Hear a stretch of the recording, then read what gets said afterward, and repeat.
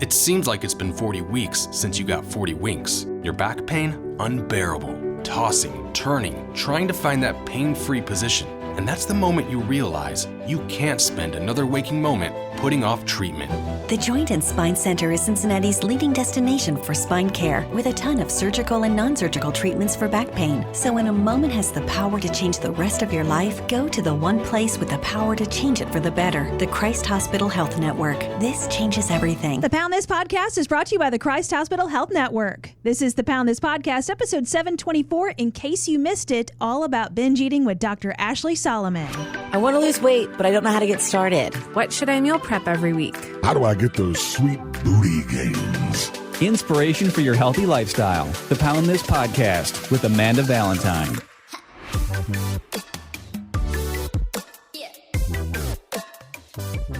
Hello, friends. Thank you so much for listening to the Pound This Podcast. I am Amanda Valentine. I want to give you a heads up. This is a replayed episode. This episode was originally recorded in 2019, but it's such a great conversation. Dr. Ashley Solomon has been on this podcast multiple times. So much great information. For me, having a history with binge eating, and I know that's something that people discuss with me very often, that I thought it would be great to replay this episode in case you have missed it, because I have over 700 episodes. I know that's a lot to listen to, and if you're new here, you might have missed this conversation, and maybe you'll learn some stuff about binge eating and about yourself, and maybe realize you're doing or not doing some things, and I thought it would be helpful to replay it. So if you have heard this before, then you could go ahead and skip this episode unless you want a refresher, but I did want to let you know that this is a replayed episode.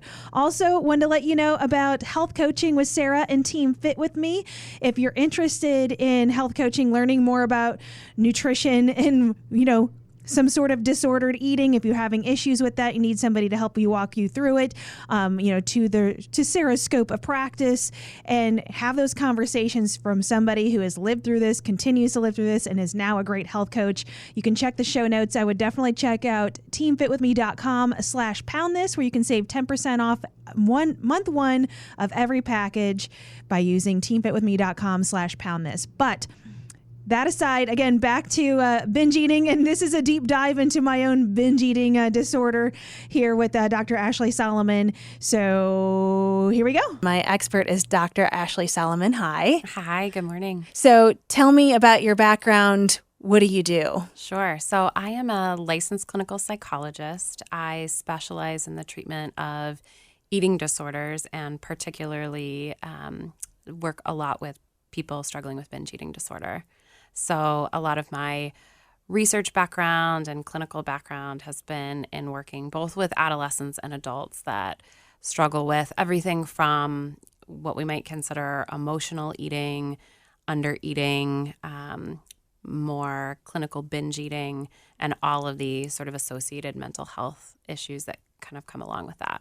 So I guess my very first question is, because I have just recently kind of learned the answer to this, or at least I think I know the answer, is like, so how do you know what you're doing is binge eating, and like what is like a clinical binge eating disorder? Mm-hmm. That's a really excellent question, because even the people that come and sit with me in my office are often really unclear about, they might be aware that their eating feels out of control, but is it binge eating? Is it just quote unquote a lack of willpower? Do I have a weight problem? Like, how to really categorize and define it. So when we talk about binge eating disorder, first thing I'll say is that it actually was only added to our kind of diagnostic manual that clinicians use about 6 years ago now, which is really young when we talk about mental health conditions and clinical disorders. So it's one of the most recent issues to actually be given a diagnosis. So it's understandable that there's still a lot of confusion out there about what binge eating means. But when we're talking about a clinical disorder of binge eating, it usually is someone who struggles with repeated episodes of taking in often large amounts of food, although we don't have a specific criteria about what that amount is. We don't have a calorie amount or like a specific volume, but generally we say large amounts of food in a pretty discrete period of time. And often that's really accompanied by lots of feelings of shame and guilt and regret. It's usually done in situations where someone is alone. There might be things like food hiding or we call food seeking behaviors, where someone is, hitting up McDonald's on the way home from work, eating a large amount of food, and then making sure to get rid of all of the quote unquote evidence of it before they get home. So it tends to be something that's pretty compulsive in nature. People generally feel really out of control about the behavior, want to stop, but feel unable to kind of interrupt the cycle that's happening. And if that goes on for a period of a few months, then we start to consider that binge eating disorder. Even if you're doing, is it every day, or is it even once a week? Or is there, I know it's so vague of how often that is, I guess. Yeah. So we're looking at it if it's happening at least once a week. Okay. And if we're seeing that happen over a period of a few months, because there can't, and we also want to look at things like, we're not talking about the person who, sort of eats a large meal on Thanksgiving or has, one or two episodes of, getting to the point where they're so full they feel sick. Or you're in a Mexican restaurant and those free chips. Right, exactly. This is usually a chronic behavior that's happened over time. And, what we often find, this isn't necessarily part of the clinical criteria, but what I certainly often find is that there's also in between these binge episodes other kinds of disordered eating that's happening, most often restriction of food. So I've had this binge episode. I feel physically really uncomfortable. I feel mentally really distressed about it. My quote unquote solution is to not eat anything tomorrow or to not eat anything before noon. And we know one of the major problems with that is even just from a physiological standpoint, that sets somebody up for further binge eating disorder the next day. Mm-hmm. So there's often other sorts of disordered eating behaviors that are kind of going along with it.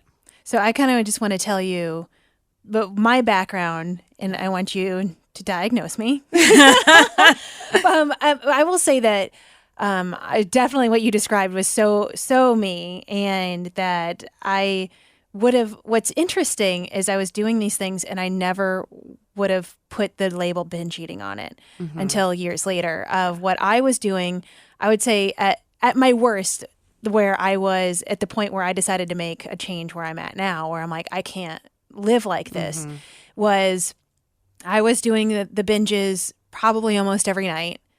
What I would do is exactly what you said. I would hit multiple drive-throughs. So I'd hit McDonald's and Taco Bell, and I would get full meals at both of them. And because I don't want to get all at one place, because they'll judge me when they don't care.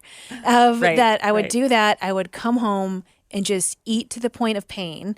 And even if I'm like, I am so full, I can't eat this extra thing of fries I got. No, you eat them. And because you paid for it and you want them. And it's just, I would be so excited into doing these things. On my way home from work, I'd be like, this is what I would think about the whole time of like, what am I going to go? I can have anything. And you get so excited about eating so much food. I would do that and then immediately hide the trash. My hiding spot was underneath the kitchen sink because that's where, you have your bag full of other plastic bags. And so I could put a plastic bag with the trash because I didn't want to put it in the real trash because my husband would see it and I felt like he would judge me. And so I did that a lot. I've also done where I ordered 2 large pizzas for myself, and even when I answered the door, the delivery guy came out, act like more people were at home, like, oh, I'm having a party, pizza's here, and then ate those to the point of pain, and then hide the boxes. And I was just doing that so often, and so now that what you saying that's a disorder, and it feels like for me. I guess and you tell me if I'm completely wrong, my kind of solution out of that was not to, I couldn't stop the binges because it was so tied into emotions and everything else that I could not have put a finger on or told you at the time. but I would then just massively eat like giant bags of baby carrots.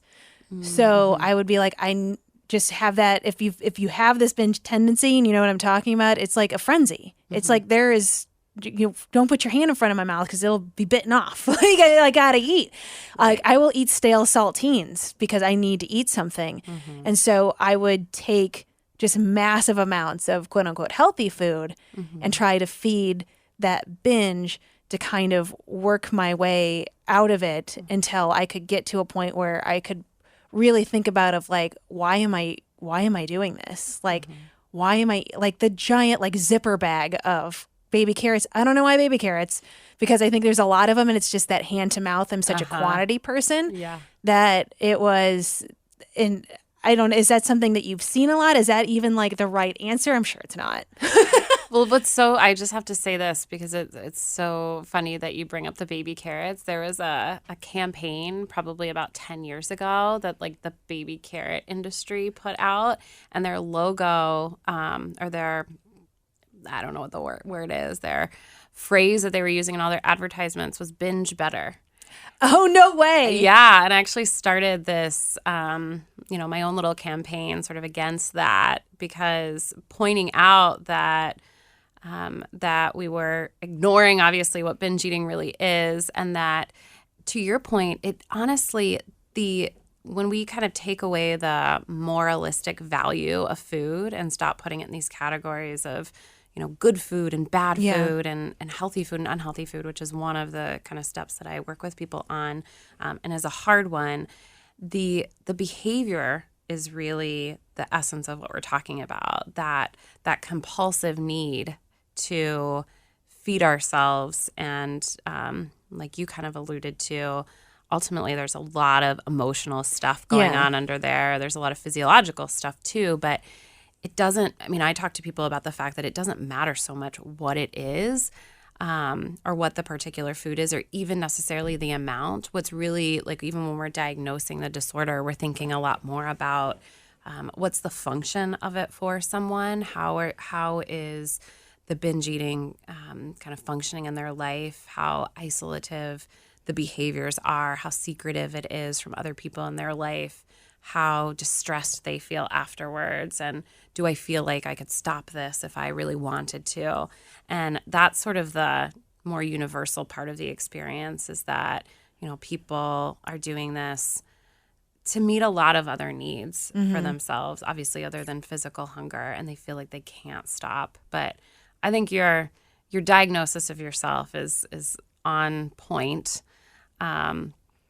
And I think a lot of people can probably relate to a lot of what you describe. People, can be very creative when it comes to figuring out how do I keep this disorder, even if they're not defining it as such, but they feel so much shame around their behavior that they kind of figure out all these ways to avoid other people knowing.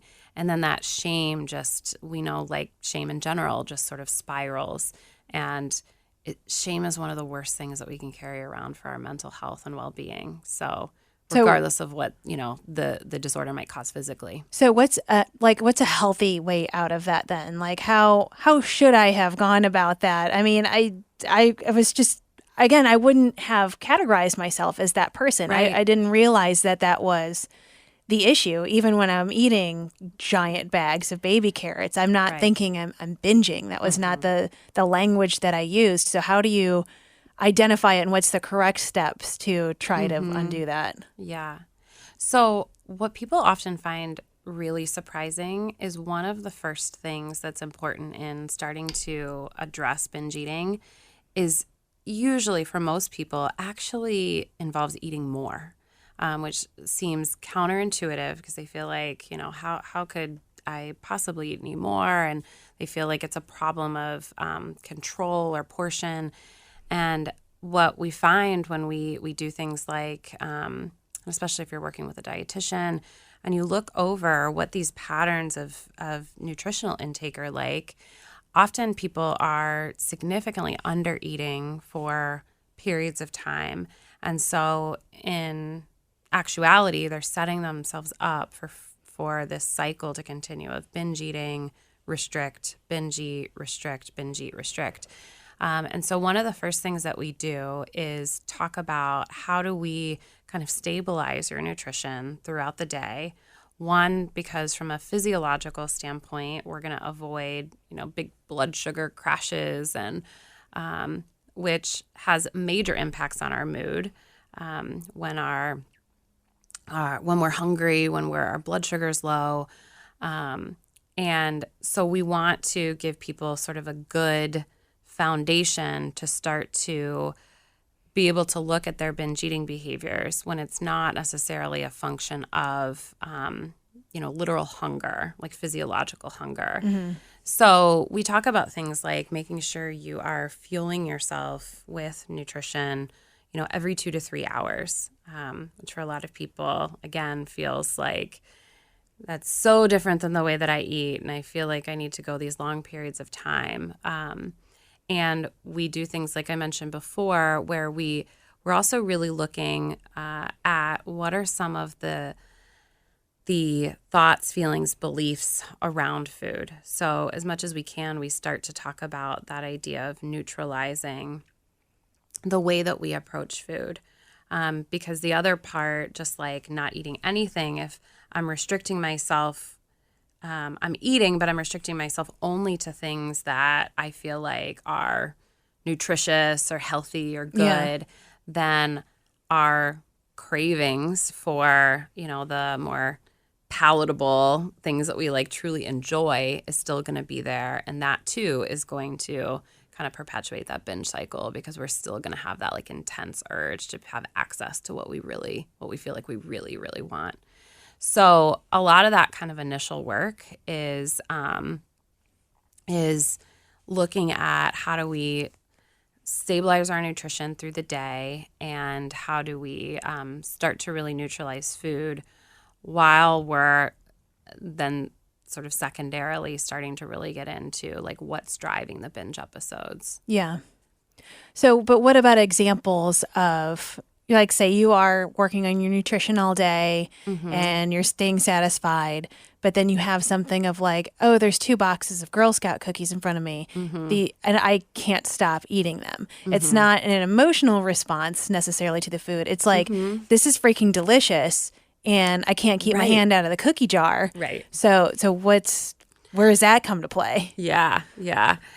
Well, and I think that that's such a good point. There's something that we call in psychology world stimulus control, which is recognizing that we are, as human beings, we have, our brain is going to light up when we see the Girl Scout cookies. We know how good they taste. We know how wonderful they are, and they are.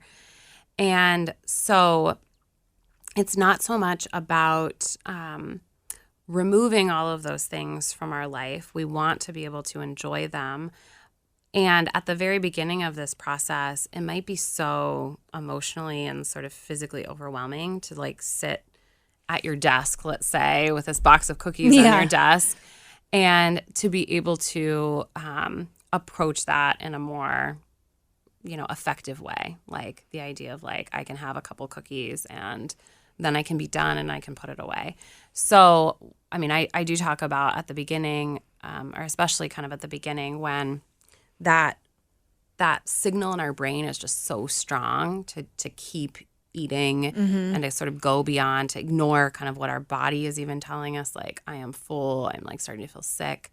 To do things where we are not making those things quite so accessible, and we just give ourselves like enough time to be able to think about other ways. One, to think about whether, am I really hungry? What would really serve sort of my needs right now? Is it that I really am feeling stressed and overwhelmed about everything that's going on with my day, and spending 10 minutes like talking to my friend or getting some fresh air is truly what I need? But we have to have that space to be able to do that. If something that's so compelling is right there and accessible, most of us would turn to that right away. Yeah. So we have to kind of in terms of stimulus control, kind of think about like what can we do in our environment to just give ourselves sort of the space and opportunity to let our sort of old brain, as we talk about it, sort of the older brain that has more control over things like appetite and impulse, let that sort of settle enough that our newer frontal part of our brain, our frontal cortex that's more about decision making and processing, has a chance to kind of catch up and maybe decide, what do I really need right now? What's a more effective decision? What coping skills can I use? Because I don't want to go there. So I would say I think that's awesome to have like the conversation with yourself, and that's helped me a lot of trying to like tune in. But if going into like, and I'd say that for most of my like really intense binges that I've been on, that doesn't really happen to me much anymore, which I'm very grateful for, which is a process. I mean, this has been an almost 8-year journey for me now.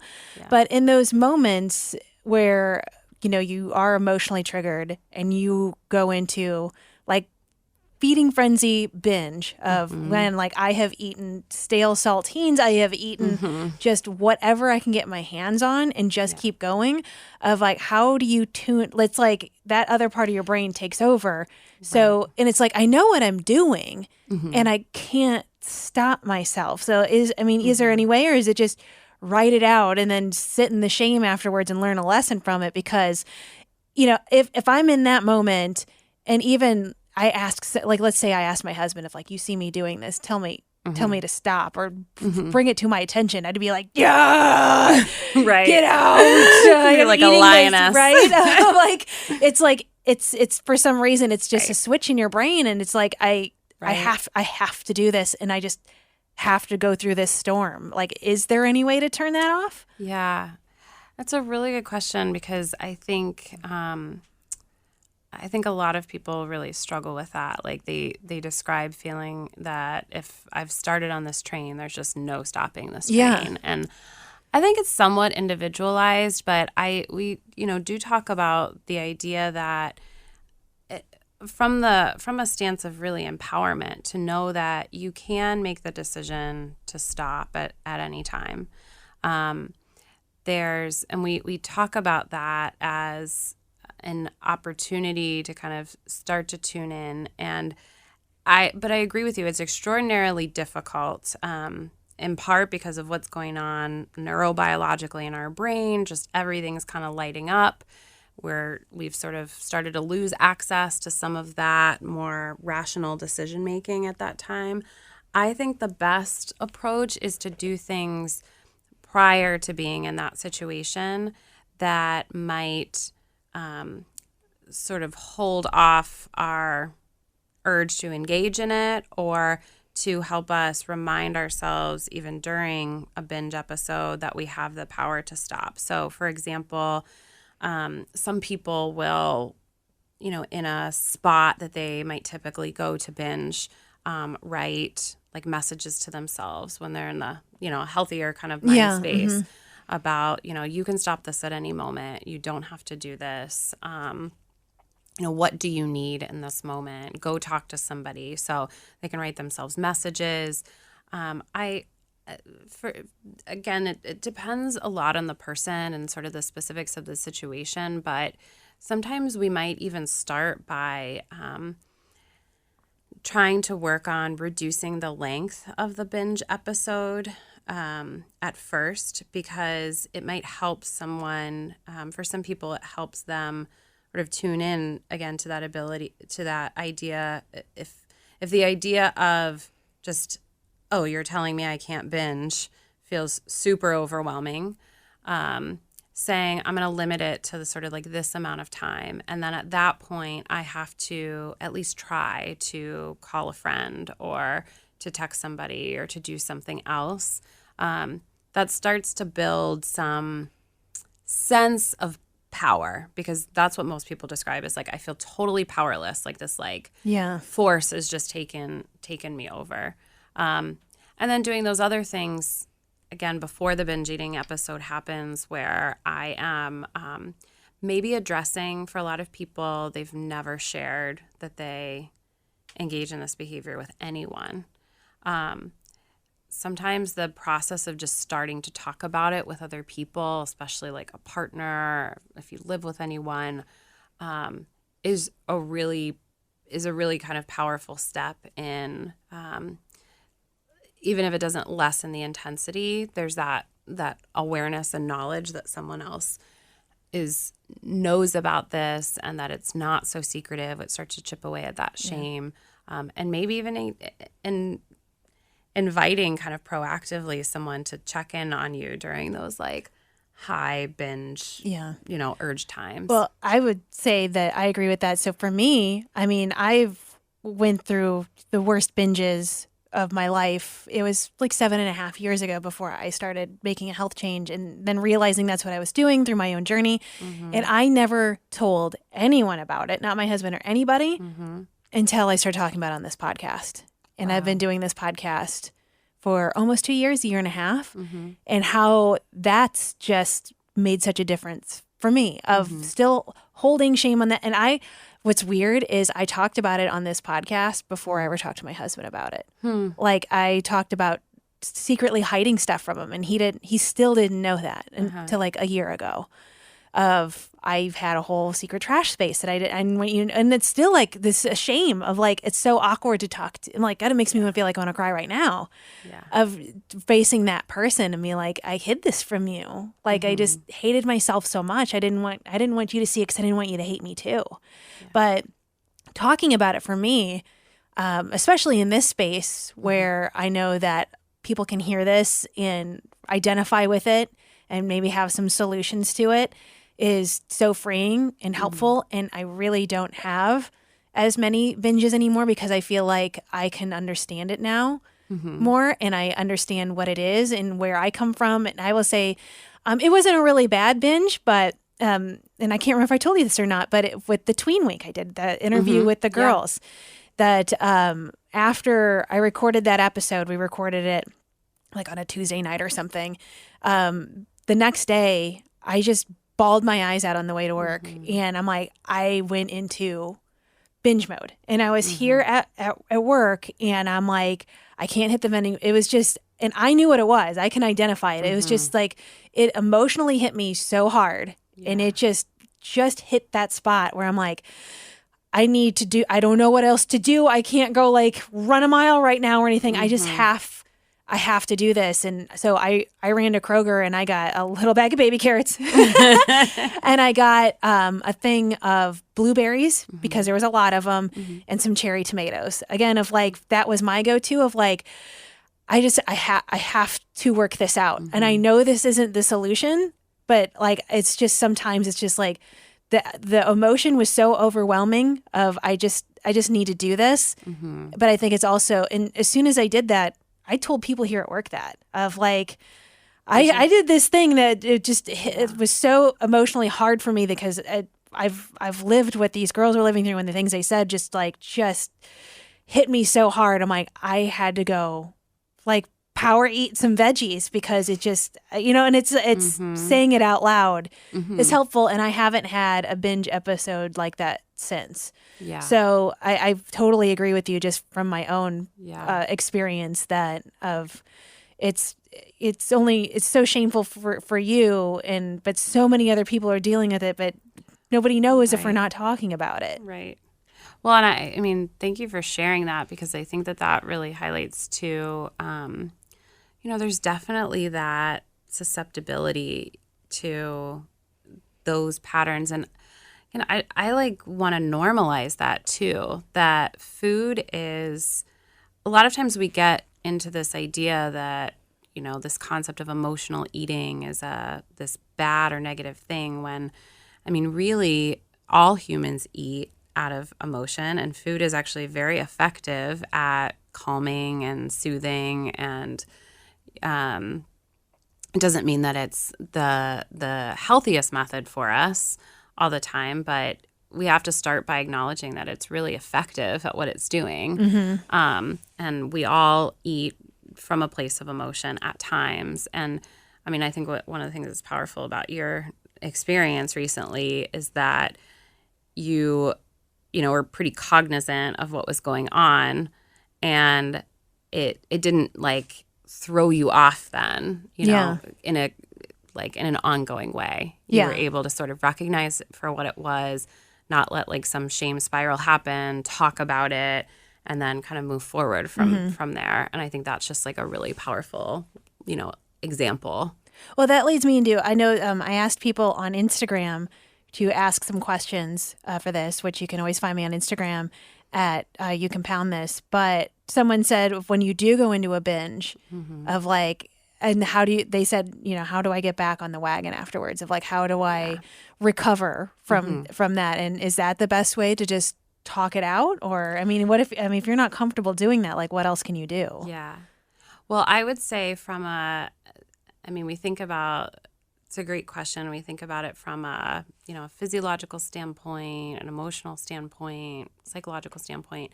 So physically, the best thing that you can do is to get right back onto a, you know, regular and consistent plan of nutrition. So again, a lot of people feel like their instinct is to then restrict or limit what they eat, and they might just even physically feel like, ugh, I've binged, I feel like awful in my body, or I need to go hit the gym for 3 hours to undo this. Right. And like one of the most powerful things you can do is avoid attempts at like compensating for it,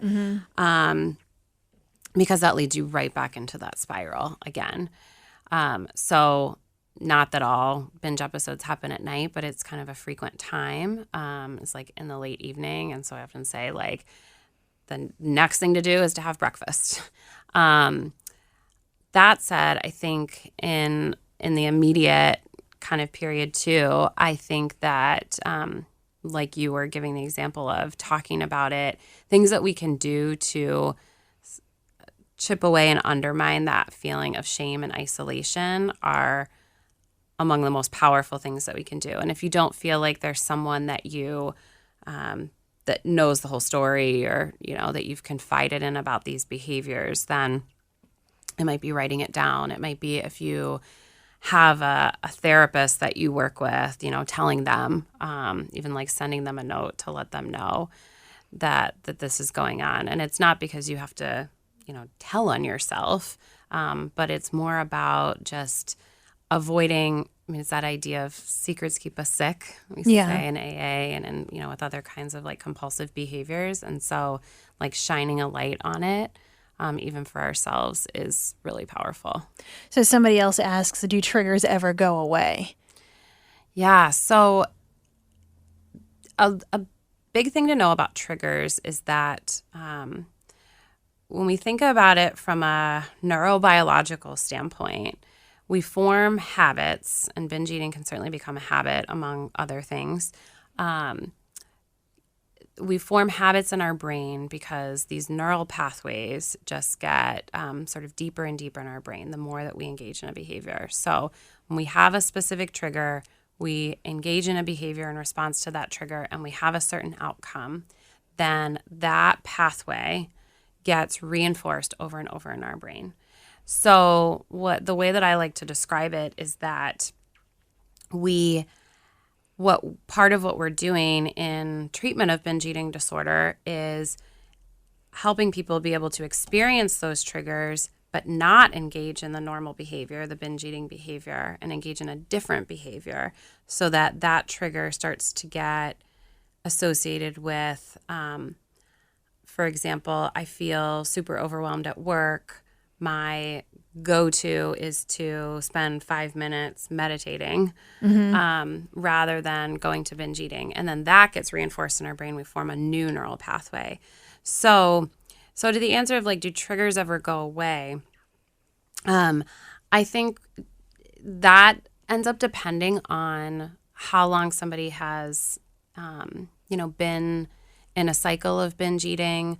I think to some degree, like that neural pathway remains. It's always there, but it's sort of like, if I think about it like a trench, it like gets filled in over time, and we deepen the more sort of healthy neural pathways where that trigger then doesn't immediately set off our urge to binge. It sets off a different urge or a different sort of idea of what we can do with it to deal with it. So someone else asked, is a cleanser fast helpful at times to try to break the habit or cravings of binging? I'm so glad someone asked this because I think so many people, it's even a way that a lot of like cleanses and fasts are marketed as like a way to sort of stop that cycle. And my answer is unequivocally no. I think that what we know, just like I was saying before, one of the biggest triggers and sort of setups for binge eating is under eating or restricting our eating.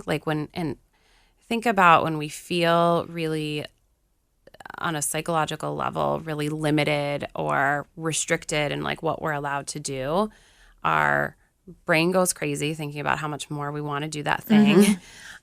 So it sets us up psychologically for just more intense urges. It sets us up physically often for, if we're not eating enough or not eating a range of foods, to have physical cravings that if you're struggling with binge eating disorder can be just a recipe for disaster. So I think that it's actually the opposite. The approach that I take is actually quite opposite, which is about, can feel scary, but it's really about kind of liberating our relationship with food is the pathway to healing rather than kind of putting in more rules. Because you talk to anybody who's struggled with binge eating, and almost everyone has been on plenty of diets and cleanses and, all of these things to sort of feel like they're reining themselves in. Yeah. Like if that all worked. When I was dieting, we wouldn't be where we are. Yeah. Totally. So is there something that like predisposes someone to having a binge eating disorder? Because it's like, well, how come I have this relationship with food and it triggers me so much and I go into these binges? But then you think of like somebody like my husband who's just like, I don't know, I just eat to live. Like, what? Like, hate those people. Right? Like, how do you not have this like crazy emotional attachment to food or not, dump your emotions into eating of like, is it just a certain type of person that leads this way or is it just kind of life experience? Like, how does that work? Yeah. There's a ton of factors that have been studied with research, and a few kind of key things that we know tend to be associated with like later developing binge eating are things like a lot of things that just relate to our personality and temperament, sort of what our drive for kind of pleasure, new experiences are. People that are perhaps more prone to things like anxiety and depression, sort of separately tend to be more prone to developing binge eating, often as a way to kind of self-medicate, if you will, those issues. There's a much higher incidence of people who've experienced like traumatic events, and not always like I've seen, I've been in a horrible car crash or some, sort of very specific traumatic event, but have experienced, different forms of trauma, whether it's like more relational trauma or family-based trauma. They tend to be more at risk for developing binge eating disorder.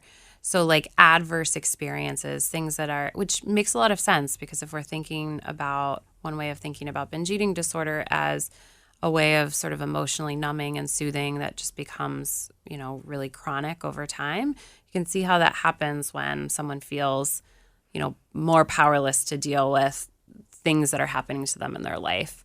And then there's some really interesting research about just even brain differences, like levels of dopamine and other neurotransmitters and how, different levels of those chemicals in our brain might predispose us to binge eating. For example, if we have too much or too little of dopamine, which is like the pleasure hormone, we tend to be more or less inclined towards things that are going to like give us that dopamine rush. And we know that food is one of the things that does that.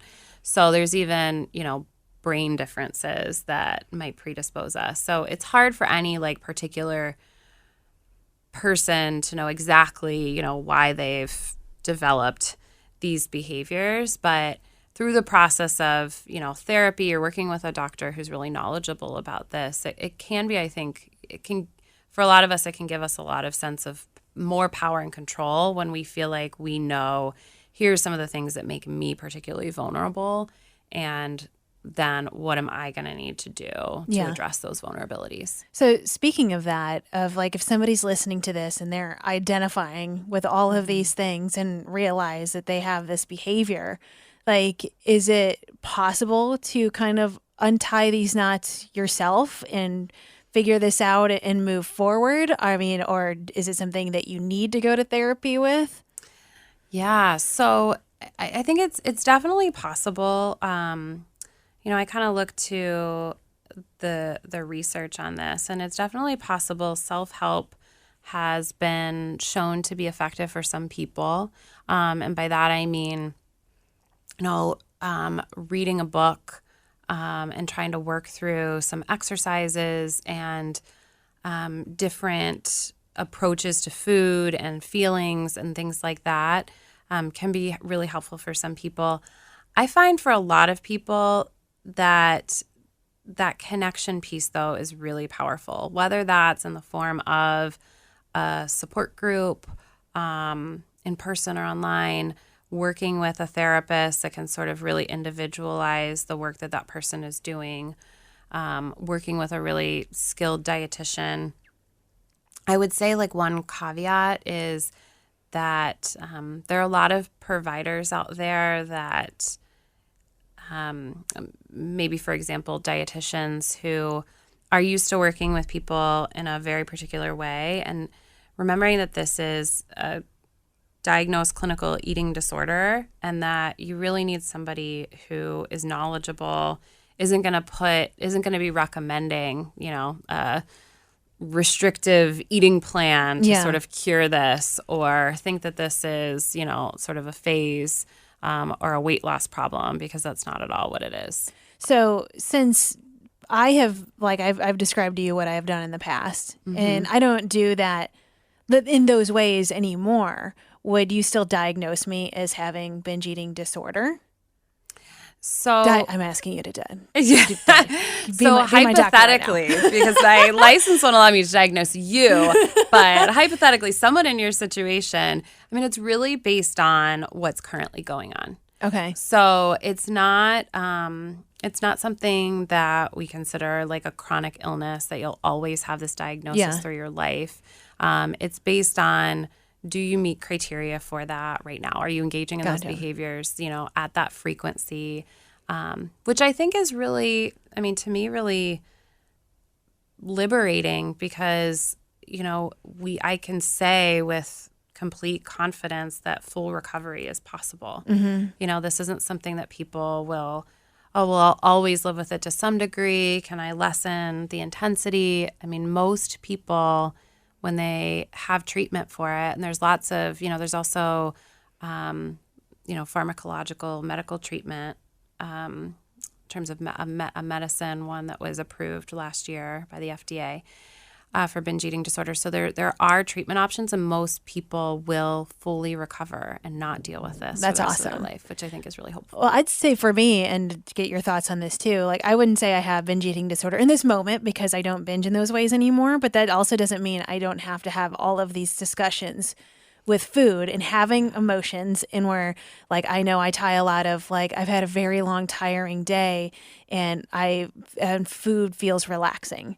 Even though I'm not hungry, I want to numb out and I want to eat. Or it's well, you've done all this stuff, you deserve it. And just those voices in your head that you have to have a conversation with of oh, well, it only comes around once a year. You better eat some of those Reese's pumpkins because they're not going to be around forever. And you can have, you went to the gym, and it's just, of these conversations that I feel that is a lifetime. Even though I'm not hitting the drive-through, multiple drive-throughs, and then eating to the point of pain and hiding the trash anymore. It's just different kinds of conversations now. And I feel for me, it's so important to just have that self-awareness of what my relationship is with food and taking those strong emotions and how I try to make food the solution to them.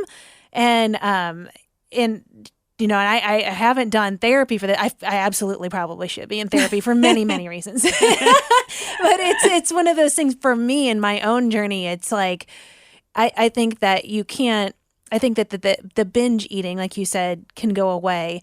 But I think having these, I feel I'm always going to have this kind of relationship with food. I feel like the rest of my life. Like, I don't think I can say that will ever go away. And all of a sudden I become a person that's just like, well, I eat to live, and I just eat these things because it's fueling my body, and I don't feel triggered to eat the whole thing, and I don't try to reward myself with food. I feel like that's as at my very best working through it. I feel like that's always still going to be a conversation for me. Yeah.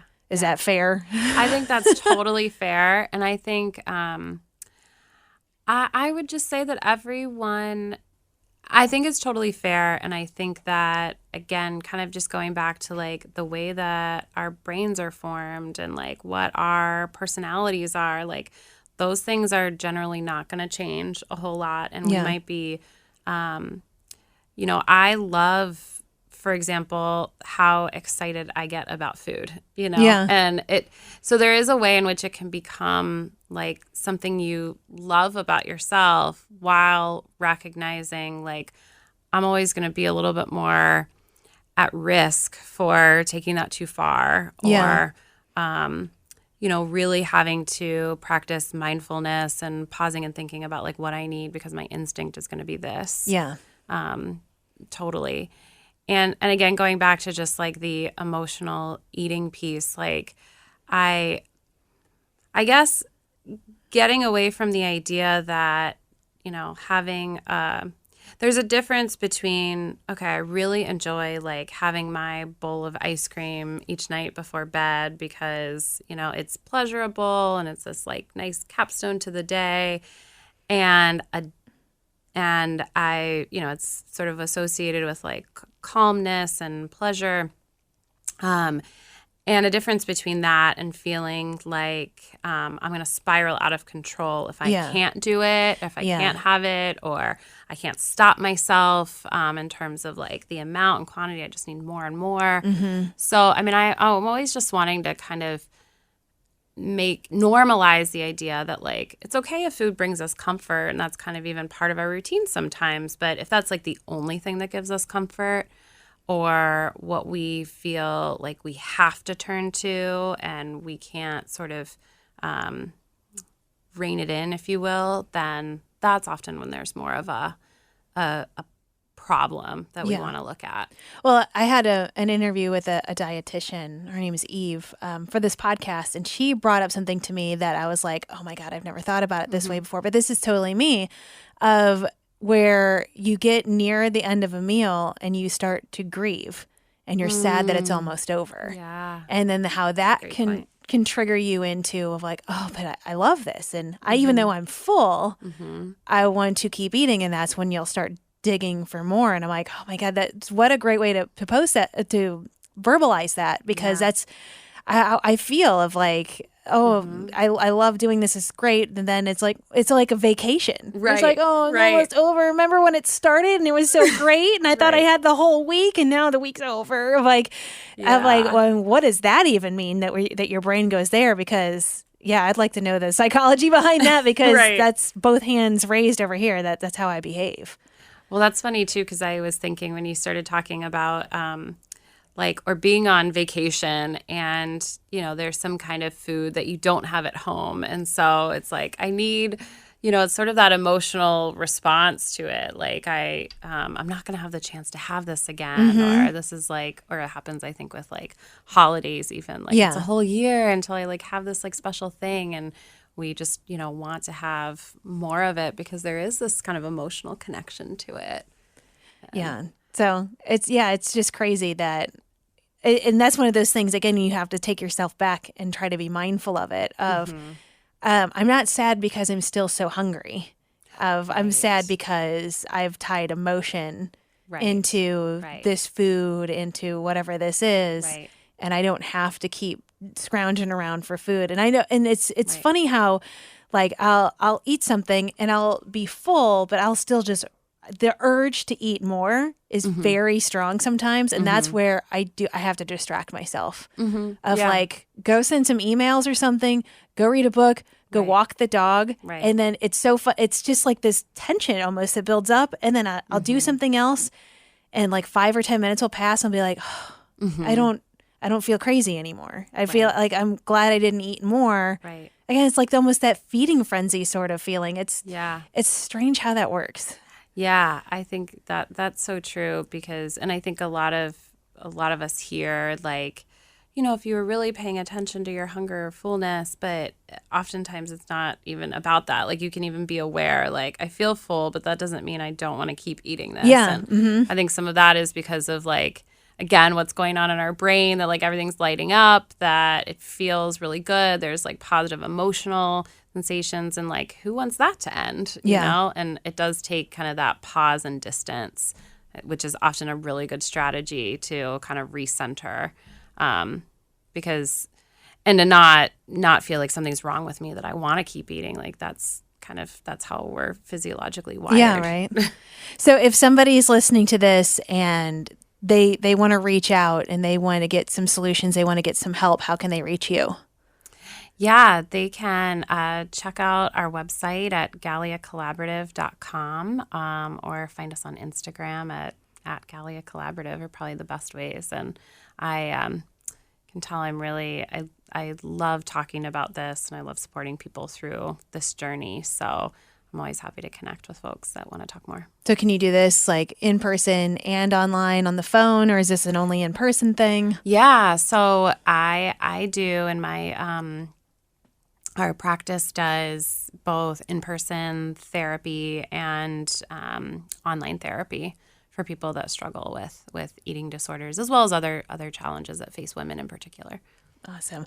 Well, thank you so much. This was super informative, and I really hope that this gives people some solutions, some answers, and it's been great. And I love having you in here, and you are welcome anytime. Thank you so much. It's awesome. AmandaValentineBites.com